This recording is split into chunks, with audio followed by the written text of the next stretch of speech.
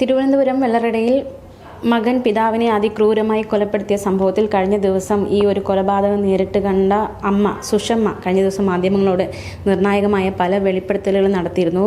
അപ്പോൾ ഇന്നലെ ഈ പഞ്ചായത്ത് വൈസ് പ്രസിഡന്റ് അടക്കമുള്ളവർ ആ മാതാവിനെ സന്ദർശിച്ചിരുന്നു. മാതാവ് ഒരുപാട് കാര്യങ്ങൾ പഞ്ചായത്ത് വൈസ് പ്രസിഡന്റിനോട് അടക്കം പറഞ്ഞിട്ടുണ്ട്. ഇപ്പോൾ panchayat vice president Sarala Vincent നമ്മളോട് ചേരുന്നുണ്ട്. ശരിക്കും കഴിഞ്ഞ ദിവസം അമ്മയെ കണ്ടിരുന്നല്ലോ, അപ്പോൾ എന്താണ് പറഞ്ഞത് അമ്മ? ഞാൻ അമ്മയോട് ചോദിച്ചു, ഈ കൊലപാതകത്തിന് മുമ്പായിട്ട് വീട്ടിൽ നിങ്ങൾ എന്തെങ്കിലും പ്രശ്നം ഉണ്ടായോ, വഴക്കുണ്ടായോ എന്നൊക്കെ ചോദിച്ചു.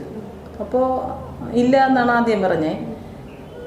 പക്ഷേ എനിക്കതിൽ നിന്ന് മനസ്സിലായത് ഇതിന് മുമ്പ് എന്തെങ്കിലുമൊക്കെ പ്രശ്നങ്ങൾ ഉണ്ടായിരിക്കാം. പക്ഷേ ആ സമയത്ത് ഒരു പ്രശ്നങ്ങളൊന്നുമില്ല. ഇവർ ഭക്ഷണം കഴിച്ചു. ഈ അമ്മ അപ്പുറത്തെ സൈഡിലിരുന്ന് അടുക്കള ഭാഗത്തിരുന്ന് ഫോണിൽ വീഡിയോ പ്രയർ വീക്ഷിച്ചുകൊണ്ടിരിക്കുകയായിരുന്നു. അപ്പോൾ ഒരു തണ്ണിമത്തൻ അതിന് മുമ്പായിട്ട് വാങ്ങിക്കൊണ്ടുവന്നു. അപ്പോൾ തണ്ണിമത്തൻ വാങ്ങിയിട്ട് അതിനെ രണ്ടായിട്ട് കട്ട് ചെയ്ത് ഒരു പീസ് ഫ്രിഡ്ജ് വയ്ക്കുകയും അതിൽ നല്ലൊരു പീസ് അവർ ഭാര്യയും ഭർത്താവും കഴിച്ചു. ഒരു പീസ് ഇവന് വേണ്ടി അവിടെ ആ ടേബിളിൻ്റെ പുറത്ത് തണ്ണിമത്തൻ ഉണ്ടായിരുന്നു. അപ്പോൾ തണ്ണിമത്തൻ അവൻ്റെ അടുത്ത് പറഞ്ഞു, മോന് ഇത് കട്ട് ചെയ്ത് കഴിക്കുകയും വേണ്ടെങ്കിൽ ഫ്രിഡ്ജിൽ വെച്ചേക്ക് എന്ന് പറഞ്ഞിട്ടാണ് അമ്മ പോയത്. അമ്മ അവിടെ ഇരുന്നു. ഇവൻ മുകളിലോട്ട് പോയി. എന്നിട്ട് താഴെ വന്ന് 10 രൂപ ചോദിച്ചു. 10 രൂപ കൊടുത്ത് ഷർട്ട് വാങ്ങാനായിരിക്കും എന്നാണ് അമ്മ പറഞ്ഞത്. അപ്പോൾ ഷർട്ട് വാങ്ങി ഇവൻ പിന്നെ റൂമിലേക്ക് മുകളിലോട്ട് പോയി. അപ്പോൾ പിന്നെ ഇവർ സംസാരിച്ചിട്ടില്ല. അതിൻ്റെ ഇടയ്ക്കാണ് മുകളിൽ നിന്ന് ഇറങ്ങി വന്ന് ഈ അവിടെ ശാല ഉറങ്ങി മയങ്ങി കിടന്ന അപ്പോൾ അച്ഛനെ വെട്ടുകയൊക്കെ ചെയ്തു. അപ്പോൾ ഞാൻ ചോദിച്ചു, ചേച്ചി എപ്പോഴാണ് ചേച്ചി റോഡിലോട്ട് ഇറങ്ങിയത്? ഒരു റോഡിലിറങ്ങി ഇങ്ങനെ വിളിച്ചെന്നല്ലേ പറഞ്ഞു. അപ്പോൾ ഇവനെ നന്നായി പിടിച്ചു വെട്ടൊക്കെ കൊണ്ട് അടുക്കള ഭാഗത്തോട്ട് ഓടി. ഇപ്പോൾ കഴുത്തിലിങ്ങനെ പിടിക്കുകയായിരുന്നു. ഇവൻ പിടിച്ചു വെച്ചിരുന്ന സമയത്താണ് ഞാൻ പുറത്തിറങ്ങി ആരെങ്കിലും രക്ഷിക്കട്ടെ എന്ന് പറഞ്ഞിട്ട് ഞാൻ പുറത്തിറങ്ങി കിടന്ന് വിളിച്ചിട്ട് തിരിച്ചു വന്നപ്പോൾ അപ്പോൾ ഞാൻ ചോദിച്ചു, ചേച്ചി തിരിച്ചു വന്നപ്പോൾ ഇവൻ അവിടെ ഉണ്ടായിരുന്നു എന്ന് ചോദിച്ചു. റൂമിലുണ്ടായിരുന്നു, വീട്ടിനകത്തുണ്ടായിരുന്നു. അപ്പോൾ എപ്പോഴാണ് ഇറങ്ങിപ്പോയെന്ന് ചോദിച്ചപ്പോൾ അത് കണ്ടില്ല, ഞാൻ കണ്ടില്ല. തിരിച്ചു വന്നപ്പോഴേ ഇവൻ അവിടെ ഇല്ലായിരുന്നു. അപ്പോഴേക്കും എനിക്ക് തോന്നുന്നു ഇവൻ കഴുത്തറുത്ത് കിടത്തിയിട്ട് അതേ പുള്ളിക്കാരൻ കഴുത്തറുത്ത നിലയിലാണ് കിടന്നത്. അപ്പം എന്നിട്ട് ഫ്രണ്ട് വാതിൽ കൂടി തന്നെ ഇറങ്ങിപ്പോയിക്കാണ്. അങ്ങനെ കുറേ കാര്യങ്ങളൊക്കെ സംസാരിച്ചു. എന്നിട്ട് ഇവരുടെ വിദ്യാഭ്യാസത്തിൻ്റെ പിന്നെ ജീവിക്കാൻ അനുവദിക്കുന്നില്ല എന്നല്ലേ പോലീസിനോട് പറഞ്ഞു. അപ്പോൾ ഞാൻ ചോദിച്ചു, പിന്നെ ഇവന് പിന്നെ എഞ്ചിനീയറിങ്ങിനാണ് താല്പര്യമെന്നല്ലേ പറഞ്ഞത്. അപ്പോഴാണ് പറഞ്ഞു, മോള് എഞ്ചിനീയറിങ് പഠിച്ചുകൊണ്ടിരുന്നപ്പോഴാണ് ഒരു പയ്യനുമായിട്ട് സ്നേഹമായി അവനോട് പോയി, കല്യാണം കഴിഞ്ഞ് പോയി. അപ്പം അവിടെ കൂട്ടുകാർ കളിയാക്കി എന്ന് പറഞ്ഞിട്ട് പിന്നെ എഞ്ചിനീയറിങ് പഠിത്തം ക്ലാസ്സിന് പോകാതായി. പിന്നെ അവരുടെ ബന്ധുവാർ ചൈനയ്ക്ക് പോകുന്നു എന്ന് പറഞ്ഞിട്ട് ഇവനെയും കൂടി ചൈനയ്ക്ക് വിടാൻ വേണ്ട ഏർപ്പാട് ചെയ്ത് വളരെ സന്തോഷത്തോടു കൂടി ചൈനയിൽ പോയെന്നാണ് അമ്മ പറഞ്ഞു. ഇങ്ങനെ കുറേ കാര്യങ്ങളൊക്കെ പറഞ്ഞു. അപ്പോൾ ഞാൻ ചോദിച്ചു, ഇതിനു മുമ്പ് വീട്ടിൽ പ്രശ്നങ്ങളൊക്കെ ഉണ്ടാക്കുമായിരുന്നു, നിങ്ങൾ എന്താണ് ആ മുറി തുറന്നു നോക്കാത്തത്? അപ്പോൾ പറഞ്ഞു, ആ മുറിയിലോട്ട് പോകാനോ ഈ മുകളിൽ ഈ സ്റ്റെപ്പിൻ്റെ മുകളിലോട്ട് പോകാനുള്ള പെർമിഷൻ ഇല്ല. അപ്പോൾ അത്രയ്ക്ക് അവ ഈ വീട്ടിൽ ക്രൂരമായി ഒരു മാതാപിതാവും നമ്മൾ വളർത്തിയ അതും പോയിട്ട് ഈ കുഞ്ഞിനെ ഒരു പ്രസവിച്ചത് തന്നെ മൂത്തൊരു കുട്ടി 9 വയസ്സായപ്പോൾ മരിച്ചുപോയി.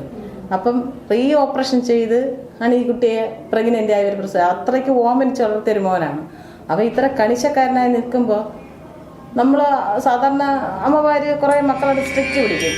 അപ്പം ഞാൻ ചോദിച്ചു, ഇവൻ നിങ്ങളെടുത്താ ചേച്ചി അണ്ണന് ദേഷ്യം? ഇല്ല, പപ്പയെടുത്തല്ല ദേഷ്യം, എൻ്റെ അടുത്താണ് ദേഷ്യം അവന്. ഞാനാണ് കാര്യങ്ങളൊക്കെ സ്ട്രിക്റ്റ് പിടിക്കുന്നത്.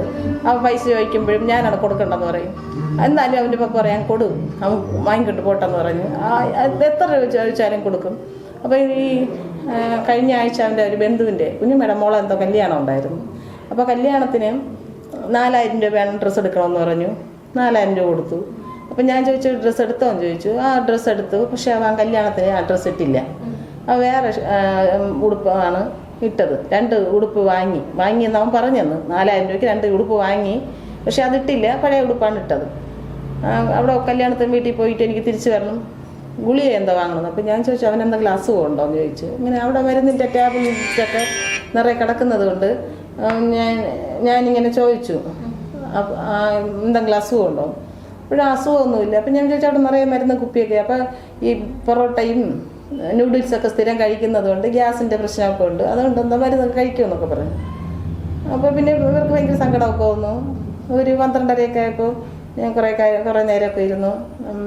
അപ്പോൾ വേറൊരു അവരുടെ വീടിൻ്റെ അടുത്തുള്ള ഒരു വനിതാ പോലീസ് ഉണ്ടായിരുന്നു. അപ്പോൾ ആ കൊച്ചും കുറേ കാര്യങ്ങൾ ഈ മുടി എല്ലാം അഴിച്ചിറക്കിയതിനെക്കുറിച്ച് ചോദിച്ചു. അത് അവൻ സ്വന്തമായിട്ടാണ് മുടിയെല്ലാം ട്രിമ്മ്. അപ്പം ഞാൻ ചോദിച്ചു, അവനങ്ങനെ ഉദ്ദേശം കാണുമായിരിക്കുമല്ലേ, ഈ മുടി പിടിച്ച് ചിലപ്പോൾ നിങ്ങൾ രക്ഷപ്പെടുത്തുക എന്നുള്ളൊരു ബോധ്യം അവനുണ്ടായിരുന്നായിരിക്കും. അപ്പോൾ അവർ തന്നെ എൻ്റെ അടുത്ത് പറഞ്ഞു, മുടി ഉണ്ടായിരുന്നെങ്കിൽ ഞാൻ അവരെ രക്ഷപ്പെടുത്തുമായിരുന്നു. ഈ മുടി പിടിക്കുമ്പോൾ വേദന കൊണ്ട് അവൻ നിൽക്കുമായിരുന്നു. പക്ഷേ അവൻ മുടിയെല്ലാം അഴിച്ചിറക്കി ഒരു വട്ടക്കഴുത്തുള്ള ടീഷർട്ടാണ് ഇട്ടിരുന്നത്. ഞാൻ ഇപ്പോൾ ടീഷർട്ടിൽ നല്ല ബലമായി പിടിച്ചപ്പോൾ ടീഷർട്ട് കീറിപ്പോയി. ഞാൻ പിന്നെ അവൻ നിക്കറിട്ടിരുന്നു, അതിൽ പിടിച്ച് ഇങ്ങനെ വലിച്ച് ബാക്കിലോട്ട് വലിച്ച് നന്നായി ഞാൻ പിടിച്ചു നോക്കി, നിന്നില്ല എന്നൊക്കെ എന്നോട് പറഞ്ഞു. അപ്പോൾ ഞാൻ പിന്നെ ഇങ്ങനെ ഓരോ കാര്യങ്ങളൊക്കെ എൻ്റെ അടുത്ത് പറയും, കരയും. അപ്പം എന്നിട്ടും അവർക്ക് അതിനകത്ത് വേറെ ഇവൻ്റെ ദുരൂഹതകളെക്കുറിച്ചൊന്നും അറിയാനുള്ള അവർ അറിഞ്ഞിട്ടില്ലായിരിക്കും. ഇപ്പോഴാണ് അവർ പറയുന്നത് അവിടുന്ന് ഓം എന്നുള്ള ശബ്ദം കേട്ടു, കുറച്ച് ശബ്ദം ഉണ്ടാക്കുന്ന രീതിയിൽ